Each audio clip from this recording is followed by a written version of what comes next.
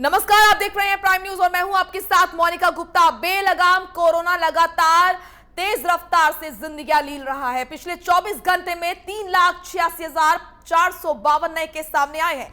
24 घंटे में 3,498 संक्रमितों की मौत हो गई है। देश में यह है स्थिति कोरोना की। लगातार कोरोना जिंदगियां लील रहा है। संसाधनों के अभाव में यहां पर लोग तड़प तड़प के अपनी जान दे रहे हैं और ताजा आंकड़े बता रहे हैं स्थिति बहुत ही ज्यादा नाजुक है।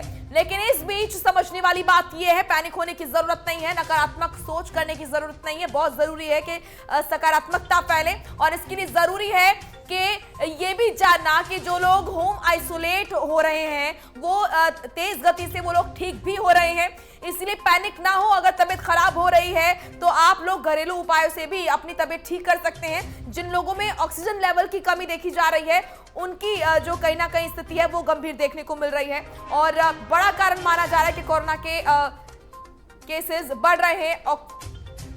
एक और बड़ी खबर कोरोना से जुड़ी इस वक्त की आ रही है। आपको बता दें कि उत्तर प्रदेश में 24 घंटे में 35,156 नए केस सामने आए हैं। 24 घंटे में 298 संक्रमितों की मौत हो गई है। लखनऊ में सबसे ज्यादा 4,126 नए केस सामने आए हैं। राजधानी लखनऊ की स्थिति बेहद नाजुक।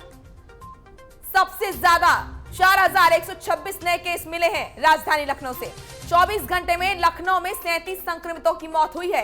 कानपुर में 16, वाराणसी में 9 संक्रमितों की मौत हुई है। गौतम बुद्ध नगर में 11 और प्रयागराज में 19 लोगों की मौत हुई है। और ये ताजा आंकड़ा बता रहा है प्रदेश की स्थिति किस तरीके से, प्रदेश में क्या है हालात। मरने वालों की संख्या लगातार बढ़ रही है तो वहीं नए केसेस भी लगातार रफ्तार से बढ़ रहे हैं। इसलिए जरूरी है सावधानी बरतना। कोरोना से आज के समय में बचने का सबसे बेहतर विकल्प अगर कुछ है तो वो है अलर्टनेस।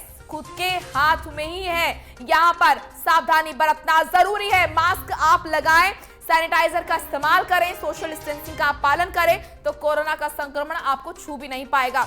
इसीलिए बहुत जरूरी है बाहर निकलने से बचें क्योंकि बाहर बहुत खतरा है। तस्वीरें हर रोज आप देख रहे होंगे सोशल मीडिया पर ट्रेंड करती दर्दनाक तस्वीरें जहां पर किसी की मां की दर्दनाक मौत हो जाती है तड़प तड़प कर, तो किसी का सर से पिता का साया उठ जाता है। बहुत जरूरी है इन तमाम चीजों को, इन तमाम तस्वीरों की गंभीरता को आप समझें और समझें कि बाहर निकलना कितना ज्यादा खतरनाक है। और प्राइम न्यूज लगातार क्योंकि ग्राउंड जीरो से आपको रिपोर्ट दिखा रहा है, हमारे रिपोर्टर्स खास तौर पर उत्तर प्रदेश के हर जिले से आपको अपडेट कराते हैं और आपको बताते हैं जमीनी हकीकत के बारे में।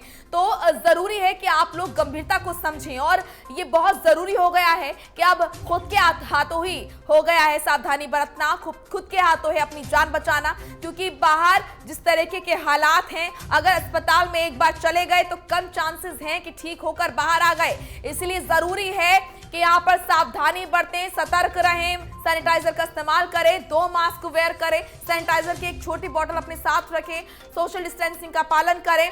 और क्योंकि यहाँ पर यह भी देखा जा रहा है कि लॉकडाउन लगा दिया गया है, ऐसे में लोग जो है वो बाहर भी निकल रहे हैं और अभी भी कुछ लोग इसको गंभीरता से नहीं ले रहे हैं, जिसके परिणाम स्वरूप जो आंकड़े हैं उनमें लगातार वृद्धि देखने को मिल रही है। लापरवाही एक बड़ा कारण है कि देश में हालात इतने नाजुक हो चुके हैं और ये ताजा आंकड़े हम आपको लगातार बता रहे हैं। देश और प्रदेशों के खासतौर पर उत्तर प्रदेश की स्थिति क्या है ये हमने आपको बताया। तो लगातार हमारे जो रिपोर्टर्स हैं वो फील्ड से जुड़े हुए हैं और आपको बताएंगे कि किस तरीके से क्या है हालात। उत्तर प्रदेश के अलग अलग जिलों से आपको बताएंगे कि कौन से जिले के क्या हालात हैं और कहां पर आंकड़े क्या कह रहे हैं। तो जितेंद्र, सबसे पहले आपके पास आऊंगी। लखनऊ से आप हमारे साथ लगातार बने हुए हैं, हर रोज मैं आपसे अपडेट लेती हूं। आज जो आंकड़े सामने आए हैं राजधानी लखनऊ से वो बहुत ज्यादा डराने वाले हैं। राजधानी लखनऊ, उत्तर प्रदेश की राजधानी लखनऊ, जहां पर तमाम मंत्री रहते हैं, तमाम संसाधन हैं, बड़े बड़े अस्पताल हैं और यहां पर ऊंची ऊंची इमारतें हैं। जब यहां के ये हालात हैं तो कल्पना कीजिए जितेंद्र, अन्य जो जिले हैं उनके क्या हालात होंगे। खास तौर पर राजधानी लखनऊ आज जूझ रही है बहुत बुरी तरह संसाधनों के अभाव में। और मोनिका, ये कल्पना नहीं की जा सकती और लगातार मिलकर रोज सामने आती है। और राजधानी की बात करें तो कल 19 दिन बाद कहीं न कहीं आंकड़ा 4000 के अंदर 4000 तक रहा था। राहत भरी खबर आई थी 19 दिन बाद, लेकिन एक बार फिर 41 से 26 केसेस में आए हैं और 35 लोगों की मृत्यु हुई है। और जिन्होंने अपनी कोरोना की लड़ाई कहीं न कहीं हार मान ली और स्थिति बहुत भयावह है। और कहीं न कहीं मौतों का जो आंकड़ा है ममता लगातार बढ़ रहा है। यहाँ पर राजधानी जरूर है, यहाँ तमाम नेता खुद उत्तर प्रदेश के मुख्यमंत्री योगी आदित्यनाथ, सब बड़े बड़े जो है बिजनेसमैन सभी यहाँ रहते हैं। और कहीं न कहीं स्थिति की बात की जाए तो बड़े अस्पतालों की स्थिति बहुत जो है खराब है। यहाँ पर लखनऊ की केजीएमयू की बात की जाए, चाहे राम मनोहर लोहिया की बात की जाए, लगातार सरकार ने दावे किए थे और सरकार ने आदेश दिया था, उत्तर प्रदेश के मुख्यमंत्री योगी आदित्यनाथ ने आदेश दिया था अस्पतालों को कहा था कि वे अपने बेडों की संख्या डिस्प्ले करें, पोर्टल पे चढ़ाएं, जिससे लोगों को राहत मिले और लोग आसानी से भर्ती किया जा सके। अस्पतालों में ये है कि मोनिका लगातार जो निजी अस्पताल है वो आंकड़े देने को तैयार नहीं है, वो आंकड़े नहीं भर रहे हैं तमाम कोशिशों के बावजूद। और लोग कहीं न कहीं कोरोना संक्रमित लगातार हो रहे हैं। हालांकि ऑक्सीजन की पूर्ति धीरे धीरे की जा रही है लगातार। लखनऊ जिला प्रशासन, उत्तर प्रदेश के मुख्यमंत्री योगी आदित्यनाथ खुद जो है जांच लेते हैं और कहीं न कहीं बैठकें करते हैं, सभी मीटिंग करते हैं। तो स्थिति हालांकि बेकाबू हो चुकी है, लेकिन मौत का जो आंकड़ा है वो लगातार मोनिका बढ़ने का लगातार नाम लेता जा रहा है और मौत का आंकड़ा जरूर बढ़ता जा रहा है। संक्रमितों की संख्या जहाँ घटती है तो मौतों का आंकड़ा लगातार बढ़ता है। और बात की जाए तो जहाँ पर अंतिम संस्कार होता है, अंतिम संस्कार जहाँ पर जिस जगहों पे होता है, चाहे बैकुंठ धाम हो, चाहे अक्षरा घाट हो, चाहे गुलाला घाट हो, स्थिति है कि बड़ी संख्या में जो है वहां पर अंतिम संस्कार हो रहे हैं और सरकारी आंकड़े कुछ और कहते हैं और जमीनी हकीकत कुछ और कहते हैं।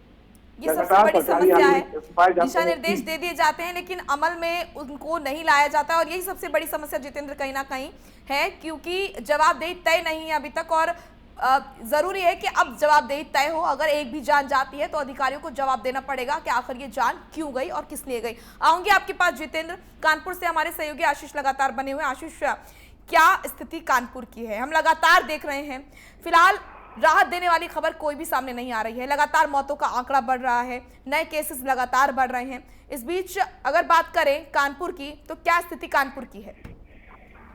कानपुर में मोनिका बता दूं, पिछला 24 घंटा जो गया है उसमें 1652 नए मामले फिर से आए हैं। हालांकि जो अभी रेशियो था 2000 प्लस मामले आ रहे थे पिछले एक हफ्ते से, उसमें 1652 केस आए हैं और 12 मौतें हुई हैं कोविड को लेके।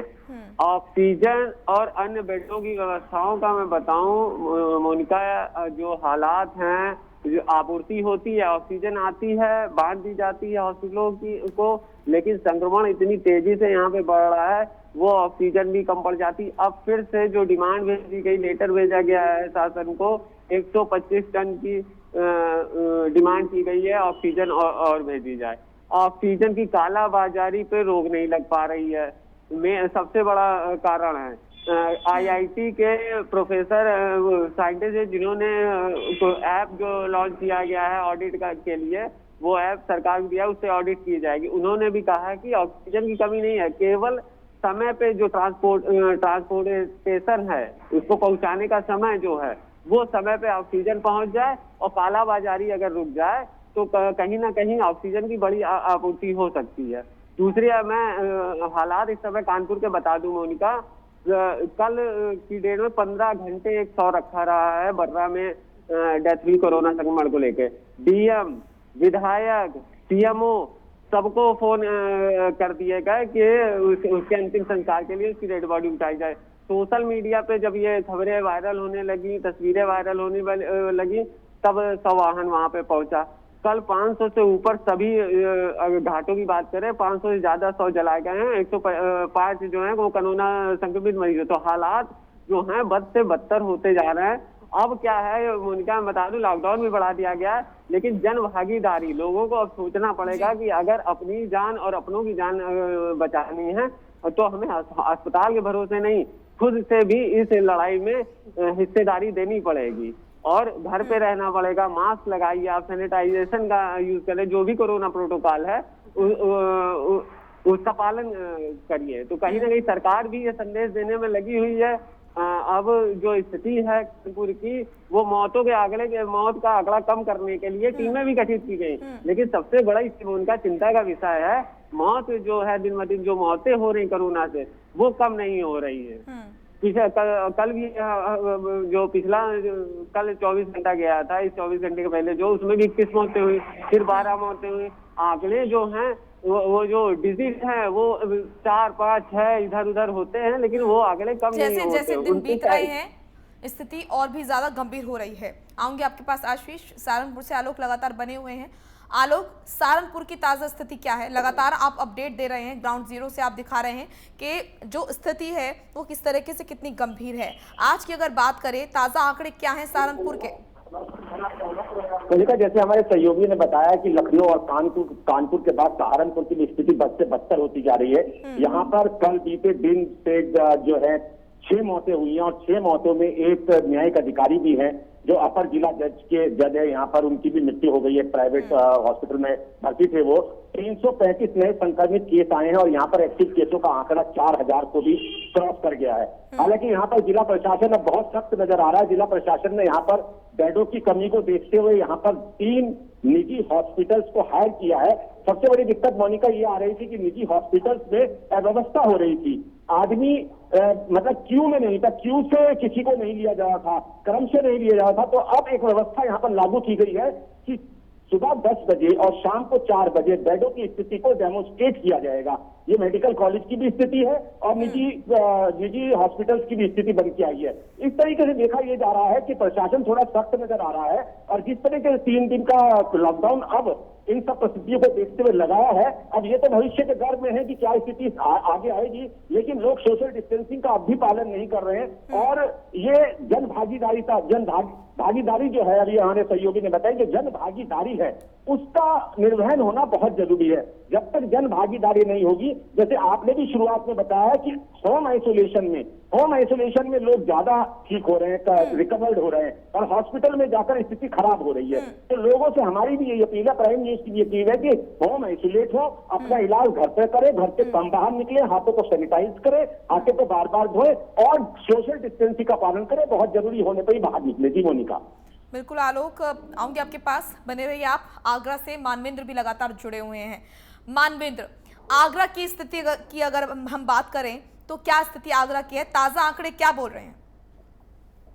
मोनिका, आपको बता दें पिछले 24 घंटे में अगर आगरा की बात की जाए तो आगरा में 722 नए मामले आए हैं, वहीं 6 लोगों की मौत भी हुई है। लेकिन आपको बता दूं, आगरा में जो स्थिति है वो लगातार गड़बड़ाती जा रही है। चाहे सीएम योगी द्वारा आदेशित कंटेनमेंट जोन बनाने की बात कही गई हो, या फिर जो देर रात रोज रात कर्फ्यू लगता है उसके पालन की बात कही हो, ये सब फैसले तो सरकार द्वारा बहुत अच्छे लिए गए हैं, जनता के हित में दिए गए, लेकिन पुलिस और प्रशासन इनको लागू कराने में हर हालत में फेल होता हुआ नजर आ रहा है आगरा में। चाहे अगर ऑक्सीजन की उपलब्धता की बात हो तो आपको बता दूं कि आगरा में ऑक्सीजन के चलते कई लोगों की मौत हो चुकी है, कई पत्रकार भी ऐसे रहे जो अपने परिजनों को खो चुके हैं। लेकिन जो अगर आगरा के प्रशासन की बात करें तो वो सिर्फ अपने धर्मिता पर जुटा हुआ है। कुछ हॉस्पिटल इनके शहर से बने हुए हैं जहाँ पर ऑक्सीजन भी पहुंचाई जा रही है, रेमडेसिविर भी पहुंचाई जा रही है। लेकिन अगर बात की जाए ऑल ओवर अगर आगरा की, तो हालात बद से बदतर होते चले जा रहे हैं। शमशान घाट में जगह नहीं है। हालात ये है कि शमशान अंतिम संस्कार के लिए क्रिया के लिए सामान किया जाता है, वो सामान भी शॉर्ट हो रहा है। तो ऐसे में आगरा के हालात बद से बदतर है। विद्युत शवदाह बंद पड़ा हुआ है। सरकारी आंकड़े 6 मौत दिखाते हैं, और विद्युत शवदाह पे जो कोविड प्रोटोकॉल के तहत अंतिम संस्कार के शव पहुंचते हैं उनकी संख्या लगभग 50 ऊपर रोज होती है। तो ऐसे में आंकड़ों से हेराफेरी की जा रही है। लगातार प्रशासन जो है वो कहीं भी लोगों को जागरूक करता हुआ नजर आ रहा है। हालांकि लोग अब जागरूक हो रहे हैं, खुद वो डिमांड करने लगे कि अब लॉकडाउन लगाया जाए। तो जिस तरीके से 3 दिन का लॉकडाउन लगाया गया, उसके साथ साथ 11 बजे तक की जो प्रतिबंधित सीमाएं तय की गई है रोज के, अगर उसके बाद देखने की बात होती है कि आखिरकार ये जो कोरोना का संक्रमण है जो लगातार तेजी से बढ़ रहा है। आपको बता दूं कि यूपी का पहला शहर आगरा ऐसा पहले पिछले साल जहाँ पर सबसे पहले कोरोना संक्रमित मिला था, और अब एक बार फिर से दोबारा जो आगरा है वो कहीं ना कहीं कोरोना संक्रमितों की जो नंबर है उसमें काफी तेजी से आगे बढ़ता हुआ नजर आ रहा है। मोनिका, तो मानवेंद्र, अब तक जो आपने बताया उसमें ये तो साफ हो गया है कि कहीं ना कहीं सिस्टम की हीला हवाली की वजह से जो अंजाम है वो आम जनता भुगत रही है। यहाँ पर शासन की तरफ से निर्देश दिए जा रहे हैं, आपने कहा कि तमाम चीजें की जा रही हैं, लेकिन जो धरातल पर चीजें हैं वो उतर नहीं रही हैं। और जो बड़ा कारण है वो ये है कि जो प्रशासनिक अधिकारी हैं, अफसर हैं, वो कहीं ना कहीं यहाँ पर ढील बरत रहे हैं। मोनिका, को बता दूं पिछले साल की लॉकडाउन के दौरान हमें ध्यान है जब कोई भी कंटेनमेंट कोई भी अगर कहीं एरिया में अगर कोई विक्टिम आता था, कोई पॉजिटिव आता था, कोई व्यक्ति, तो वहां पे एरिया को कंटेनमेंट जोन घोषित करके उसको लॉक कर दिया जाता था। इस बार भी आदेश हुए थे कि कई 4 से ज्यादा पॉजिटिव पाए जाते हैं तो करीब 200 मीटर के एरिया को लॉक कर दिया जाएगा। लेकिन ऐसा कुछ भी नहीं इस बार देखा जा रहा है। आपको बता दूं, कई कॉलोनीज है, कई फ्लैट सोसाइटीज है जहाँ पर दर्जनों लोग कोरोना पॉजिटिव आए हैं, कई मौतें हो चुकी है। उसके बावजूद भी प्रशासन ना तो वहां पे सैनिटाइजेशन कराता हुआ नजर आता है, ना ही उन लोगों को कोई भी जिला अस्पताल द्वारा या जिला जो स्वास्थ्य विभाग के अधिकारी हैं उनके द्वारा कोई राहत देने की बात दिखती नजर आती है। जैसे दिखाई दे रहा है तो हॉस्पिटलों के बाहर लगी हुई लोगों की कतारें, जिनको बेड नहीं मिल रहे हैं, ऐसे लोग जो कहीं ना कहीं अपने परिजनों को ऑक्सीजन की कमी के चलते लेते हुए आते हैं और हॉस्पिटल के बाहर उनके परिजन दम तोड़ देते हैं।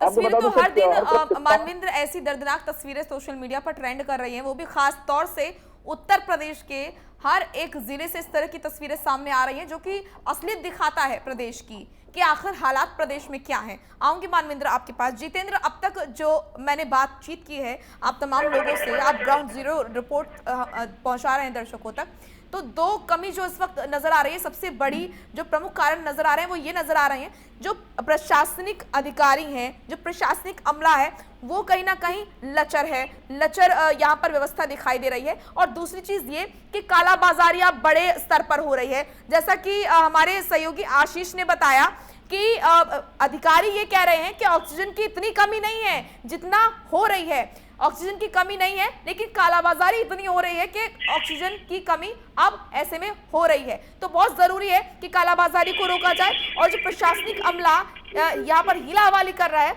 उस पर भी रोक लगनी चाहिए। देखिए मोनिका, ये आशीष ने, हमारे सहयोगी आशीष ने जो बात कही वो बिल्कुल सही है और कालाबाजारी बड़े स्तर पे हो रही है। हालांकि पुलिस प्रशासन कार्रवाई कर रहा है, ऐसा कोई नहीं है कि कार्रवाई रेमडेसिविर इंजेक्शन की बात की जाए और ऑक्सीजन की जाए। बड़ी संख्या में ऑक्सीजन सिलेंडर की गिरफ्तार हो रहे हैं और कहीं ना कहीं लोगों की स्थिति को ना समझते लोग जो फायदे के लिए आपदा में अवसर ढूंढ रहे हैं और कहीं ना कहीं कालाबाजारी कर रहे हैं, उन पर पूरा एक प्लान तैयार होना चाहिए। पुलिस प्रशासन का पूरा प्लान तैयार होना चाहिए, उसको चिन्हित करने के लिए चीजों को, और ऑक्सीजन प्लांट से डेटा उठाना चाहिए क्योंकि आधार कार्ड भी जमा हो रहा है, पर्चे भी जो सिस्टम भी जमा हो रहा है, तो एक डेटा वहां से पुलिस को उठाना चाहिए, कौन कहाँ ले गया और उसका मरीज कहाँ पर है। इस तरह का एक प्लान पूरा तैयार करके पुलिस प्रशासन को बड़ी संख्या में कार्रवाई करनी चाहिए। और अब लगातार कालाबाजारी सच में नहीं रुक रही है, क्योंकि रेमडेसिविर इंजेक्शन की बात की जाए तो रेमडेसिविर इंजेक्शन बड़ी संख्या में गिरफ्तार हो, वो भी नकली, लोगों को ऊंचे दामों में बेचा जा रहा है। जितेंद्र, आपने खबर सुनी होगी जहां पर बीएचयू का एक छात्र जो है वो गिरफ्तार किया गया, वो रेमडेसिविर जो इंजेक्शन है उसकी कालाबाजारी कर रहा था और उसको हॉस्पिटल से वो उपलब्ध कराई जा रही थी। तो आप ये देखिए कि सिर्फ एक साधन नहीं है, यहाँ पर कई साधन है कालाबाजारी कराने के लिए, छात्रों को भी यहाँ पर इस्तेमाल किया जा रहा है। तो आप समझ सकते हैं कि कितने बड़े लेवल पर ये काम चल रहा है, ये गोरख धंधा चल रहा है कालाबाजारी का।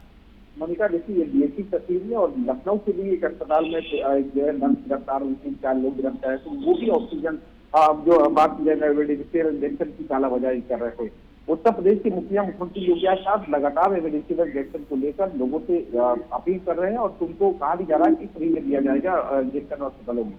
वो खेत मंगा भी रहे हैं, अपना स्टेट प्लेन मंगाकर भेज कर वो खेत मंगा रहे हैं, लेकिन अस्पतालों में इस तरह के कर्मचारी इस तरह का कृत्य कर रहे हैं, वो शर्मनाक है। और कहीं ना कहीं लोगों की जान बचाने वाली रेमडेसिविर इंजेक्शन की कालाबाजारी, उसके दावों में कालाबाजारी, वो कहीं ना कहीं एक कम बड़ी बात है। और इस तरह से लोग जो आपदा में अवसर ढूंढ रहे हैं, शायद इस स्थिति का उनको अंदाजा नहीं है, लेकिन कालाबाजारी सच में कई चीजों की कालाबाजारी लगातार हो रही है, चाहे वो ऑक्सीजन की बात की जाए, चाहे रेमडेसिविर इंजेक्शन की बात की जाए, दवाओं की बात की जाए, वो कहीं ना कहीं स्थिति बहुत भयावह है। और मोनिका, इस पर पूरा प्लान तैयार कीजिए और साथ ही साथ प्राइवेट अस्पतालों पर नकेल कसना होगा प्रशासन को, क्योंकि प्राइवेट अस्पताल लगातार अपना डेटा नहीं दे रहे हैं। इस दौरान बहुत मनमानी जो है निजी अस्पतालों की देखने को मिल रही है, इस पर भी कुछ ना कुछ प्रशासन और शासन को करना चाहिए, क्योंकि ये बहुत जरूरी हो गया है। लोग मजबूरी में जा रहे हैं, उनसे मनमाने पैसे वसूले जा रहे हैं। जितेंद्र, आऊंगे आपके पास।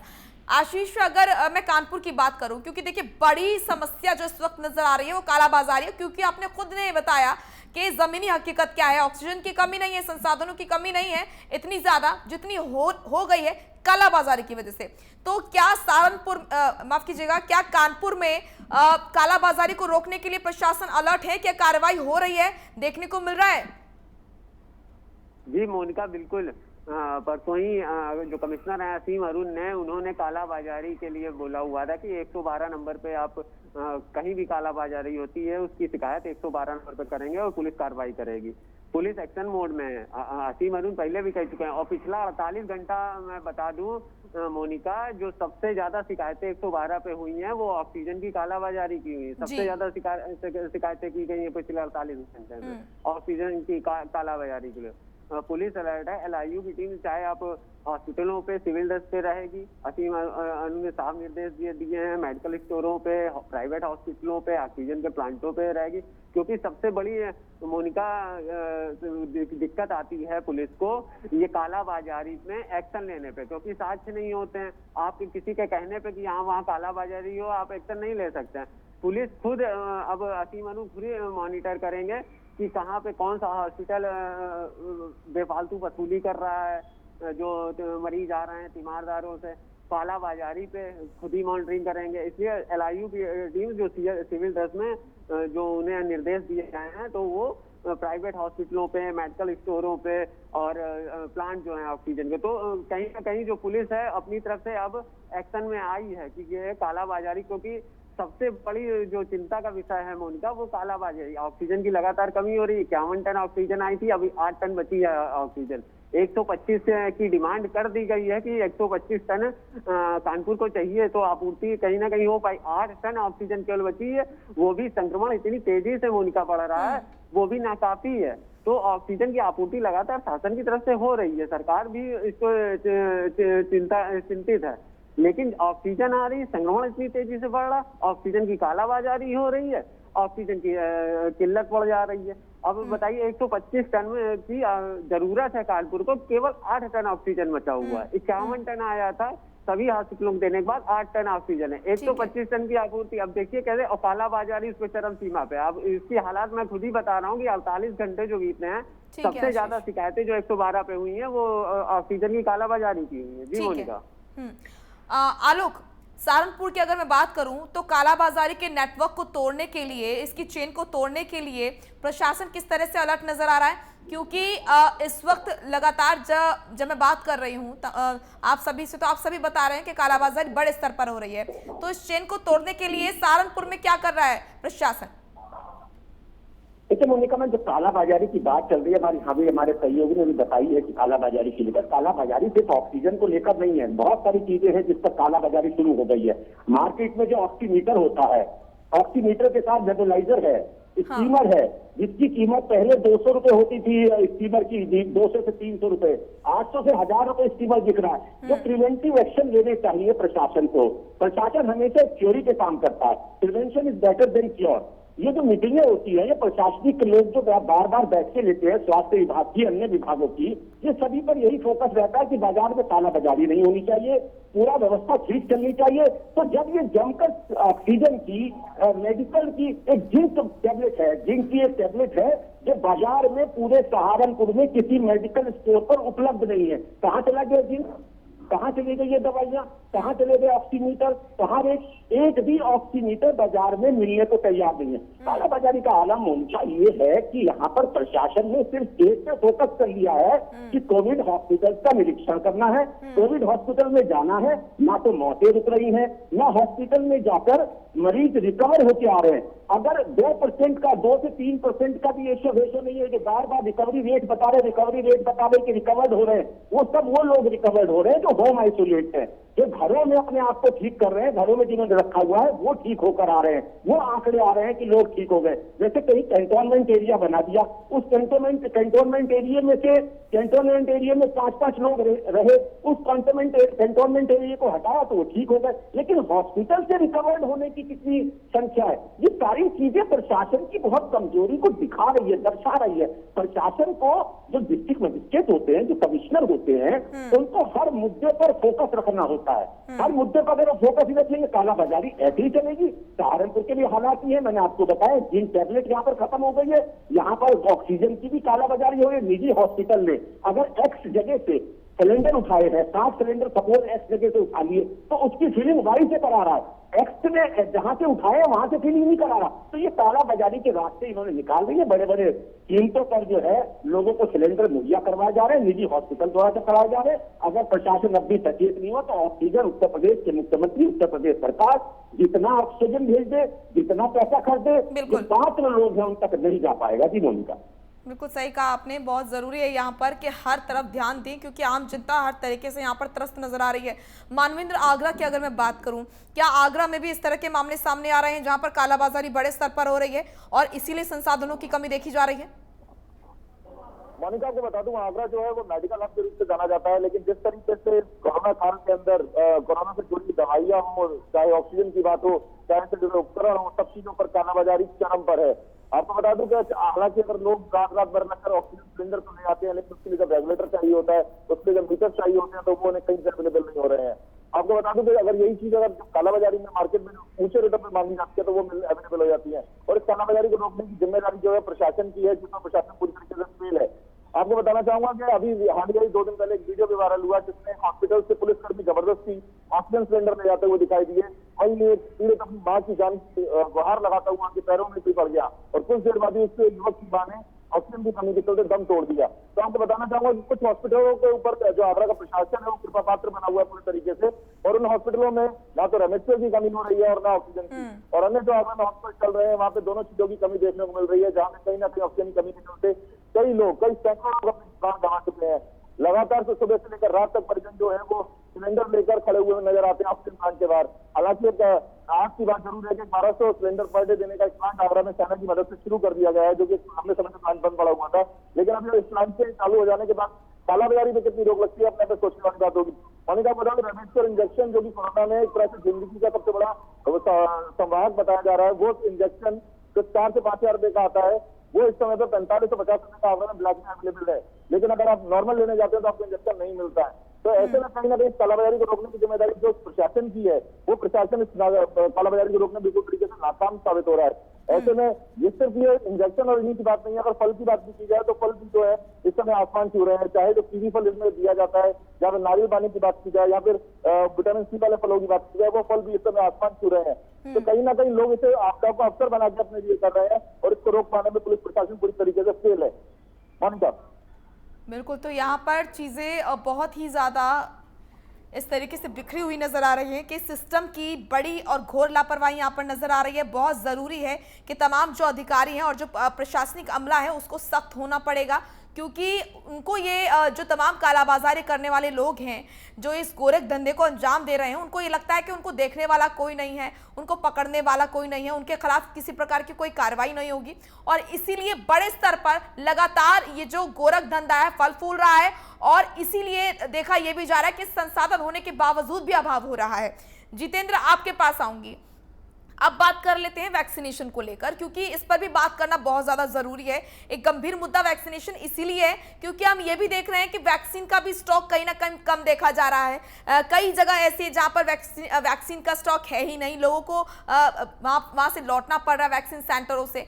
और अगर बात करें 18 साल से ऊपर के लोगों की, युवा वर्ग की, तो 1 तारीख से उनके लिए वैक्सीनेशन जो है वो शुरू होगा।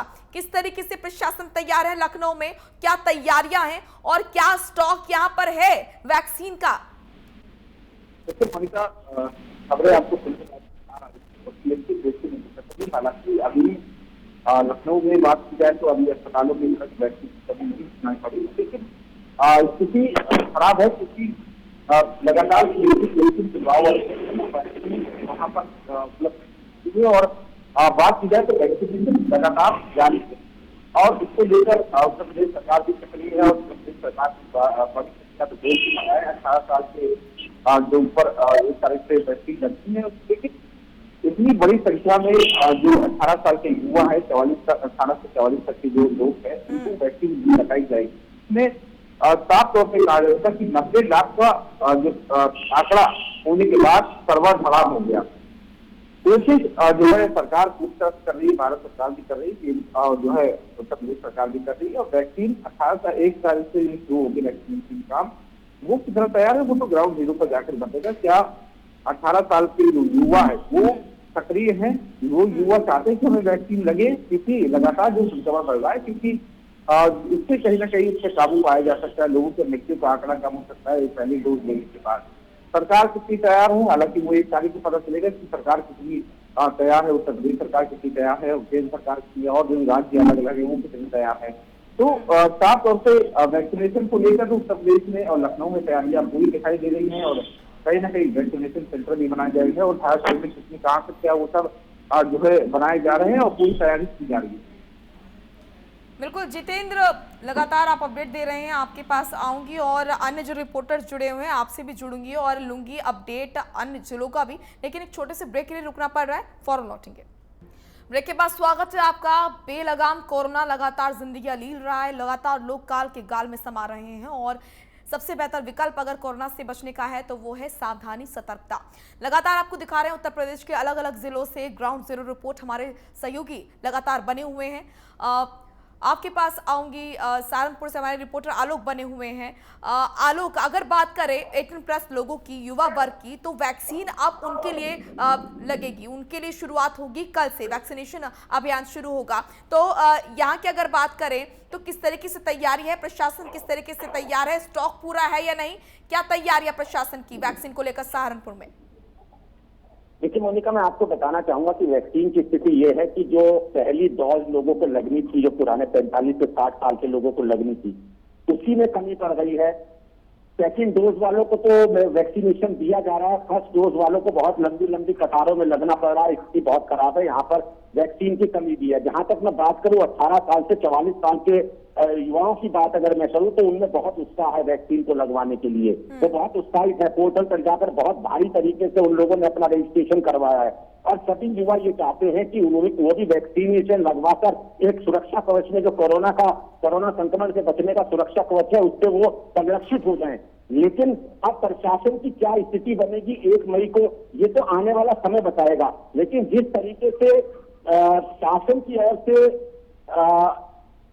ये जो पोर्टल पर रजिस्ट्रेशन की प्रक्रिया को देर में करा गया है, उससे बड़ी दिक्कतें आने वाली हैं और इससे ऐसा लगता है कि जो 1 तारीख को 1 मई को वैक्सीनेशन का प्रोग्राम होगा उससे भी बड़ी आपाधापी मचेगी। प्रशासन की ओर से ऐसा कोई ना तो बुलेटिन जारी किया गया है और जिन लोगों ने रजिस्ट्रेशन कराया है उनको भी ये नहीं बताया गया है कि उनको कहां पर जाकर अपना वैक्सीनेशन लेना है, कहां पर वैक्सीन। सिर्फ उनके पास एक मैसेज आ गया है कि आप रजिस्टर हो गए और ये आपका रजिस्ट्रेशन नंबर है। अब स्थिति क्या बनती है ये तो कल 1 तारीख ही बताएगी। जी मोनिका। बिल्कुल आलोक, ये जो आपने समस्या बताई है कि रजिस्ट्रेशन कोड तो मिल गया है लोगों को, कई ऐसे लोग हैं जिन्होंने मुझसे भी ये बात बोली थी कि कोड तो आ गया है लेकिन वैक्सीन सेंटर कहाँ पर है, वैक्सीनेशन सेंटर कहाँ पर है जहाँ पर वो उन्हें जाना है, ये अभी तक क्लियर नहीं हो पाया है। तो ये स्थिति कैसे साफ होगी? इस स्थिति को लेकर आज हम लोग डिस्ट्रिक्ट एडमिनिस्ट्रेशन से बात करेंगे, उनसे जानकारी लेंगे कि ये वैक्सीन जो लगनी है ये कैसे लगेगी, किस तरीके से इनका हो पाएगा। अब जब सेंटर्स का ही नहीं पता है कि कहाँ लगेगी, अब एक तो ओहापोह की स्थिति रहेगी, यूथ जाएगा कहाँ, और यूथ का मतलब है यूथ। जब यूथ एग्रेसिव होगा तो उसके रिजल्ट भी बहुत खराब हो सकते हैं। जब भीड़ जमा होगी, आलोक क्या कहें कि फॉर्मेट की कमी है, पूरा फॉर्मेट तैयार नहीं किया गया है, बस कह दिया गया है कि 18 साल से ऊपर के जो लोग हैं 1 मई से उनको वैक्सीन लगेगी, रजिस्ट्रेशन की व्यवस्था यहाँ पर कर दी गई है, लेकिन स्टेप बाय स्टेप जो फॉर्मेट होता है वो यहाँ पर पूरा रेडी नहीं किया गया है, जिसकी वजह से यहाँ पर दिक्कतों का सामना अब शुरुआत से ही करना पड़ रहा है। कोड लोगों को मिल रहा है तो वैक्सीनेशन सेंटर नहीं पता कि कहाँ जाना है वैक्सीन लगवाने। बिल्कुल मोनिका, बिल्कुल आपकी बात ठीक है। इस तरीके की स्थिति बिल्कुल सामने आने वाली है। मेरी कुछ सामुदायिक स्वास्थ्य केंद्र के जो मुख्य वहाँ के चिकित्सा अधिकारी हैं और कुछ डॉक्टर से बात हुई है, हालांकि उन्होंने अपना नाम न कोट करने की शर्त पर हमें ये बताया है कि 1 तारीख को लेकर अभी तक हमारे पास ऐसी कोई गाइडलाइन स्वास्थ्य विभाग की या डिस्ट्रिक्ट एडमिनिस्ट्रेशन की नहीं आई है जिससे हम उसको व्यवस्थित कर पाए। निश्चित तौर पर फॉर्मेट की कमी है। 1 तारीख कल सरकार के लिए, प्रशासन के लिए बहुत दिक्कत भरी होने वाली है। या तो यूथ के दिमाग में गलत मैसेज जाएगा या फिर वहां आपाधापी मचेगी। सेंटर्स का ही नहीं पता है, कोड आ गया, सेंटर्स का ही नहीं पता है कहाँ लगवाएंगे, कहाँ जाएंगे, जिस जगह जाएंगे वहां मना कर दिया जाएगा। स्थिति यही आने वाली है। जी मोनिका।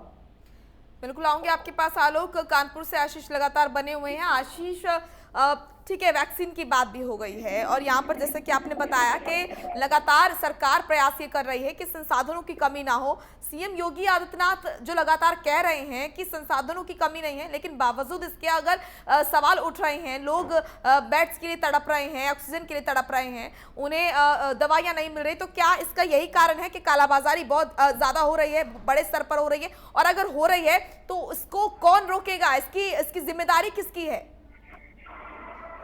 जी बिल्कुल, निश्चित तौर पे ये जिम्मेदारी जिला प्रशासन की है, अधिकारियों की है, और कहीं कहीं सरकार को भी इस पे अनदेखी नहीं कर सकती है, उसको भी कहीं ना कहीं अधिकारियों ने, क्योंकि काला बाजारी जो है उनका भी हमारे साथी भी बता रहे थे, हर आदमी आपदा में, एक ऑक्सीजन नहीं है उसमें। अभी मैं बता दूं, कल मोनिका नारायणा में एक मौत हुई है महिला की, और वो इतनी देर से भटकती रही, उसके बाद जो किराया लिया जाता था 400 से 500 रुपए घाट पहुंचाने के लिए 100, उससे 8,000 रुपए वसूले गए एम्बुलेंस से। अब ये समझिए काला हर स्तर पर इस तरह, और जिनके पास पैसे नहीं है, बर्रा में एक मौत हुई है तो वो 15 घंटे डेड बॉडी पड़ी रही।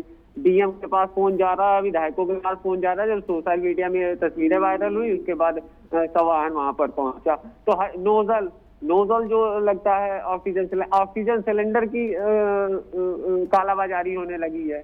ऑक्सीजन की आप छोड़िए, जब ऑक्सीजन किल्लत रही, रिफिलिंग के लिए आदमी को सिलेंडर नहीं मिल रहा है, वो रेगुलेटर उसकी कालाबाजारी हो रही। अब ये समझ लीजिए, डॉक्टर जिस दवाई को बोल देता है कि दवाई की डिमांड जिसकी बढ़ जाती है, ज्यादा दवाइयां वो लिख देता है, उसकी शॉर्टेज हो जाती है। तो कानपुर में पूरे, शायद यूपी में भी ये हालत हो, कानपुर में इस टाइम यही हालत है मोनिका, उसकी शॉर्टेज हो जाती है। तो काला बाजारी सबसे बड़ा कारण है, ये जो कमियां हो रही हैं संसाधनों की। अगर ये सरकार और अधिकारी पहले से इसकी तैयारी करके काला बाजारी पे नकेल करते तो स्थिति काला बाजारी की इस तरह अभी नहीं होती। जी मोनिका, ये जो कालाबाजारी लोग कर रहे हैं, अंदर से देश को, प्रदेश को ये खोखला कर रहे हैं कहीं ना कहीं, और बहुत बड़ी दीमक है ऐसे लोग देश और प्रदेश के लिए, और बहुत जरूरी है कि इन पर कार्रवाई हो, जल्द ही हो। जितेंद्र, प्रदेश के मुखिया तो कोरोना से जंग जीत चुके हैं, प्रदेश कब कोरोना से जंग जीतेगा, देश कब जीतेगा? क्योंकि यहाँ पर एक उम्मीद कहीं ना कहीं अब जागी है, और लोगों के मन में अब ये उम्मीद है कि अब क्योंकि प्रदेश के मुखिया सीएम योगी आदित्यनाथ ठीक हो गए हैं, वो फील्ड पर उतरेंगे, उन लोगों के खिलाफ कार्रवाई होगी जो कि आपदा में अवसर देख रहे हैं, और अब स्थिति में सुधार होगा। देखिए मोनिका, मैं अपने सहयोगी आशीष और आलोक की दोनों की बात से सहमत हूँ। दो चीजें कहीं न कहीं सरकार की आड़े आएगी। मुख्यमंत्री योगी आदित्यनाथ की सरकार, मुख्यमंत्री खुद लाख प्रयास कर ले, लेकिन कोरोना से हम शायद अगर स्थिति ये रही तो हम नहीं जीत पाएंगे, क्योंकि लगातार जो लोगों की मृत्यु हो रही है। देखिए, लोगों की जो लगातार लोगों की मृत्यु हो रही है, जो प्राइवेट एम्बुलेंस वाले हैं वो बड़ी संख्या में मोटा पैसा ले रहे हैं। 500 रुपए जहां चार्ज होता था वहां 8,000 9,000 रुपए ले रहे हैं। परिवहन विभाग सो रहा है, उनका फिटनेस तक नहीं है। ये सब कमियां हैं जो हम बता रहे हैं, और धड़ल्ले से जो डग्गा मार एम्बुलेंस होती है वो सब चल रही है, और मोटी रकम कमाने का काम कर रहे हैं। वो मानवता नाम की कोई चीज नजर नहीं आ रही है। ऑक्सीजन से लेकर इंजेक्शन तक सबकी कालाबाजारी हो रही है। मुख्यमंत्री योगी आदित्यनाथ लगातार कोशिश कर रहे हैं, और हालांकि उन्होंने कोरोना से जंग जीत ली है, और अब स्थिति होगी कि मुख्यमंत्री ग्राउंड जीरो पर जाएंगे, और ग्राउंड जीरो पर जाने का मैं मुख्यमंत्री से निवेदन यही करना चाहता हूँ, हमारी टीम निवेदन करनी थी कि उन अधिकारियों पर कार्रवाई भी होनी चाहिए, और बड़ी संख्या में हर डिपार्टमेंट के अधिकारी, चाहे औषधि विभाग हो, चाहे वो स्वास्थ्य विभाग हो, चाहे वो परिवहन विभाग है, इन सब की जरूरत है। एक टीम तैयार करनी होगी, तब शायद जाकर हम कालाबाजारी को रोक लगा पाएंगे। एक बात के एक शख्स के चाहने से, एक शख्स के करने से कुछ नहीं होगा। बहुत जरूरी है कि यहाँ पर यूनिटी दिखे। जैसे कि मैंने कहा कि कालाबाजारी करने वाले जो लोग हैं वो कहीं ना कहीं दीमक की तरह अंदर से खोखला कर रहे हैं देश को। इन पर कार्रवाई हो, जल्द से जल्द हो, ये बहुत ज़्यादा ज़रूरी है, क्योंकि स्थिति तभी ठीक होगी हम सब मिलकर जब काम करेंगे, जब जो प्रशासनिक अमला है वो सख्त होगा, जब आम जनता जो है वो मिलकर काम करेगी, अलर्ट रहेगी और इस संक्रमण को रोकने से बचाएगी, तब जाके स्थिति जो है कहीं ना कहीं वो ठीक होगी। जितेंद्र, देखिए मोनिका, अकेली लकड़ी तोड़ना तो आसान बात है, और सच में आपने जो बात कही, हमें एक दूसरे की जरूरत है, हमें मुट्ठी बांधने की जरूरत है, और अगर मुट्ठी बांध देते तो शायद हमें कोई तोड़ नहीं पाएगा। हर चीज की जरूरत है, और हम सबको जागरूकता के साथ हम सबको एकजुटता दिखानी होगी। सभी विभागों को एक होना पड़ेगा, उत्तर प्रदेश के सरकार को एक होना पड़ेगा, प्रदेश के वासियों को एक होना चाहिए, और जागरूकता के साथ इस लड़ाई को हमको जीतना होगा। मास्क, सैनिटाइजर और सोशल डिस्टेंसिंग का पालन करके पहली बार जनता अपना काम का निर्वहन करे, तो वही अधिकारी कालाबाजारी करने वाले अधिकार जो लोग हैं उन पर जो है कार्रवाई करे, उनके ऊपर सख्त से सख्त कार्रवाई करे और कार्रवाई इस प्रकार करे कि उनका लाइसेंस तक रद्द कर देना चाहिए। क्योंकि जो प्रदेश के नाम पे, देश के नाम पे ये कालाबाजारी करके शायद एक भगवा नजर आ रहे हैं और ये दीमक की तरह देश को खोखला कर रहे हैं। स्थिति इतनी भयावह स्थिति में जब लोग अपनों का साथ नहीं दे रहे, तो इस समय तो देश के साथ खड़े होना चाहिए। और कहीं ना कहीं जहां बड़े बड़े लोग, बड़े बड़े इंडस्ट्रियल सब एक साथ हुए हैं, जिंदल जैसे ग्रुप वो ऑक्सीजन प्लांट लोगों को ऑक्सीजन पहुंचा रहा है, तो उन सबको एक होना पड़ेगा। आम नागरिक की भी सहभागिता जरूरी है मोनिका, और इन सबको एक दिशा के साथ ही कोरोना महामारी को हरा सकते हैं। अभी तीसरी वेव जहर बची है, चौथी लहर बची है। आज मैं सुन रहा था कि 2 लहरें अभी और बची, क्योंकि लड़ाई बहुत लंबी चल रही है और इस स्थिति से शायद हम ऐसे निपटते हैं क्योंकि हमारे पास संसाधनों का अभाव है, हमारे पास जागरूकता की कमी है। इन सबको हमें खत्म करना होगा और कम संसाधन में लेकर हमें इस लड़ाई को जीतना होगा। लोग सामने असले रहे, परिवार वालों की सुरक्षित सभी का पालन करें, शायद हम इस लड़ाई को जीत पाएंगे। लेकिन स्थिति काबू करने के लिए हम सबको एक जरूरत है और जिन ग्राउंड जीरो पे आ जाए वो कहीं लापरवाह अधिकारी पर कार्रवाई करके ही शायद प्रदेश में दूसरे अधिकारी को जिम्मेदारी देकर वह इस लड़ाई को प्रदेश की जीत सकते हैं। तो जैसा कि आपने बताया जितेंद्र के, बहुत ज़्यादा ज़रूरी है कि यूनिटी यहाँ पर हो और तभी कुछ हो पाएगा। लोगों को समझना होगा कि घर से बाहर निकलने के लिए कितना खतरा है, कितनी समस्याएं हैं जिनका सामना उनको करना पड़ सकता है। आलोक, आपके पास आऊंगी। समस्या एक नहीं है, समस्या अनेक है। यहाँ पर हम देख रहे हैं कि प्रशासनिक अमला जो है उसकी कमी देखने को मिल रही है। यहाँ पर लापरवाही बरती जा रही है, लोग कालाबाजारी कर रहे हैं, दीमक की तरह देश को खोखला कर रहे हैं। यहाँ पर सरकार जो है वो आदेश जारी कर रही है, दिशा निर्देश जारी कर रही है कि ये किया जाए या वो किया जाए, लेकिन इस बीच जो आम जिंदगियां हैं वो लगातार जो है लगातार अपनी सांसें जो है वो उनकी कम हो रही है, लगातार दम तोड़ रही हैं आम जिंदगियां जो हैं। तो ऐसे में क्या किया जाए? अभी जो विकल्प नजर आ रहा है, सबसे बेहतर विकल्प है वो क्या नजर आ रहा है आलोक? देखिए मोनिका जी, दो स्तर पर काम होने की जरूरत है। सर, जो प्रशासन है, प्रशासन को अपना हेल्थ इंफ्रास्ट्रक्चर, कालाबाजारी और इन सब चीजों पे पूरी तरीके से अंकुश लगाना चाहिए, ताकि जनजीवन को बचाने के लिए आम जनता को सुलभ तरीके से बेड मिल सके, हॉस्पिटल में जगह मिल सके, ऑक्सीजन मिल सके, उनकी भर्ती हो सके। दूसरा है सरकार के स्तर पे जो माननीय मुख्यमंत्री जी लगातार टीम 11 के साथ बैठक कर रहे हैं। अभी तक तो मुख्यमंत्री जी वर्चुअल कर रहे थे, अब वो नेगेटिव आ गए तो संभवतः वो सीधी बात भी करेंगे। टीम 11 के साथ बैठकर मंडल स्तर पर जिले आते हैं, उनकी माइक्रो ऑब्जर्वेशन होनी चाहिए, बहुत सूक्ष्म तरीके से वहां पर सब चीजों को कि कहां पर कितनी डेथ हुई है, किस वजह से हुई है, क्यों हुई है, क्या कारण है, इन सब कारणों पर पूरी तरीके से जब तक निगाह नहीं रखी जाएगी तो हालात कोरोना के बहुत खराब होते जा रहे हैं। उत्तर प्रदेश वही प्रदेश है जो लगातार तरक्की की सीढ़ियां चढ़ रहा था। ईज ऑफ डूइंग बिजनेस में उसने लंबी छलांग लगाई थी। व्यापारी की पहली पसंद कहीं ना कहीं उत्तर प्रदेश बनता नजर आ रहा था। फिल्म सिटी के लिए यहाँ पर कार्य तेजी से चल रहे थे, विकास के कार्य तेजी से चल रहे थे, और जहां भी मुख्यमंत्री रैली के लिए जाते थे, चुनाव के लिए जाते थे अन्य राज्यों में बीजेपी के प्रचार के लिए, तो सबसे पहले यूपी मॉडल रखते थे लोगों के सामने कि देखिए यूपी में इस तरीके से काम हो रहा है, और ये वही यूपी है। निश्चित तौर पर जिस तरीके से पहले जो कोरोना की लहर आई थी और उसमें जो रिकवरी रेट सामने उभर के आया था, उससे सरकार में बैठे हुए नुमाइंदे भी।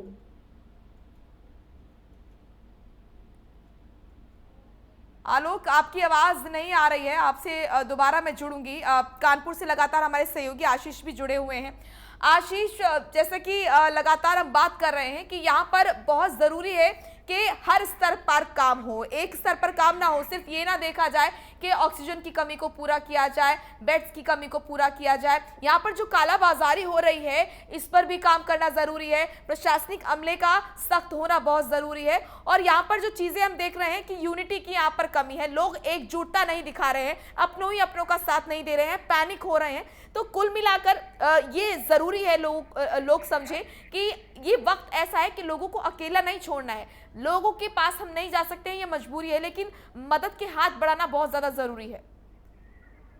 जी मोनिका, बिल्कुल। कल भी हम बात कर रहे थे मोनिका कि केवल अगर एक चीज पे हम फोकस कर लेंगे कि ऑक्सीजन की कमी हुई तो पूरा फोकस अधिकारियों का, सरकार का, लोगों का केवल ऑक्सीजन पे चला गया।